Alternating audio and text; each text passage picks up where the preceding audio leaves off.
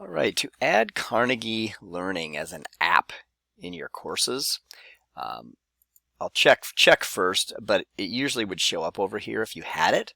So what you need to do is go to the App Center, and then when you select that, once this loads, the best way to search on this page is to hold down Control and press the F key, so Control F, and then search for Carnegie.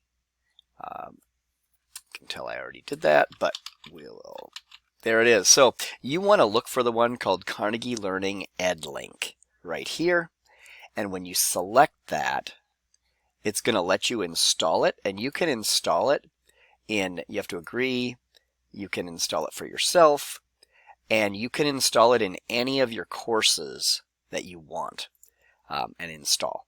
So then once you do that, it'll be available to you, and you can assign work from it. So that's something you'll need to do each time you get a new course. So if you're a middle school teacher with a year-long course, just do it once at the start of the year.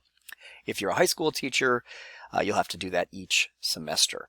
Carnegie is one of the few that is like this. So if you use a different curriculum, like I don't know, Wayside, VHL, whatever it is, it's a different process. So that's it.